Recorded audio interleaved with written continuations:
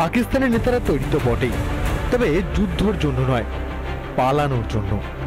পাক নেতারা যতই ভারতের বিরুদ্ধে চিল চিৎকার করুক, বাস্তবে তাদের প্রত্যেকেরই পকেটে থাকে পাসপোর্ট আর কপ্টার ভর্তি টাকা। মানে যুদ্ধ শুরু হলো কি হলো না, দেশ ছেড়ে বিদেশে পালানোর প্রস্তুতি সারা। পাকিস্তানিদের যুদ্ধে ক্ষতবিক্ষত করে নিজেরা বিদেশে হাওয়া খান। কয়েকশো কোটি টাকার মালিক পাকিস্তানের এক একজন নেতা। বেশিরভাগ নেতারই বিদেশে আকাশ ছোঁয়া সম্পদ। পাকিস্তানের বর্তমান প্রধানমন্ত্রী 1990 পর্যন্ত সম্পত্তি ছিল মাত্র 20 লক্ষ টাকার, এখন ফুলে ফেপে 700 কোটিরও বেশি। লন্ডনের বহু প্রপার্টির মালিক, সবকটাই বিলাসবহুল ফ্ল্যাট। দাম শুনলে চোখ কপালে উঠবে।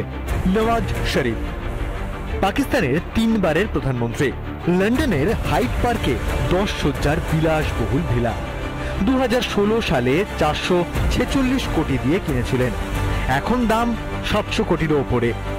লন্ডনের অ্যাবনফিল্ডে 100 কোটিরও আরো একটি বাড়ি রয়েছে নওয়াজ শরীফের, মারিয়াম নওয়াজ। লন্ডনে 4টি ফ্ল্যাট, সম্পত্তির পরিমাণ প্রায় 100 কোটি টাকা। দুর্নীতির মামলা চলছে, গ্রেপ্তার যে কোনো দিন। বিপদ বুঝলেই বিদেশে পাড়ি দেবেন নওয়াজ শরীফ কন্যাও বেনজির ভুট্টো। আমেরিকা থেকে লন্ডন, বিদেশে ছড়ানো অগাধ সম্পত্তি। পাকিস্তানের বাইরে কাটিয়েছেন 7 বছরেরও বেশি সময় বিলাওয়াল ভুট্টো। পাকিস্তানের থেকে বেশি সম্পত্তি বিদেশে, দুবাইয়ে 25টিরও বেশি সম্পত্তি। লন্ডনে বহু বিলাসবহুল বাড়ি রয়েছে বিলাওয়াল ভুট্টোর। ফলে একটা বিষয় স্পষ্ট, যুদ্ধ হলে পাকিস্তানের নেতারা কেউ মরবে না, কারণ তখন তারা করাচি বা লাহোরে নয়, থাকবেন বিদেশে। রিপাবলিক বাংলা। জম্মু কাশ্মীরে সন্ত্রাসবাদী হামলার যে আশঙ্কা, সেই আশঙ্কা করা হচ্ছে পুঞ্চের যে সুরানকোটের জঙ্গল, সেই সুরানকোটের জঙ্গল থেকে একাধিক আইডি এবং আইডি তৈরির যে সরঞ্জাম, সেই সরঞ্জাম উদ্ধার করেছে যৌথ বাহিনী।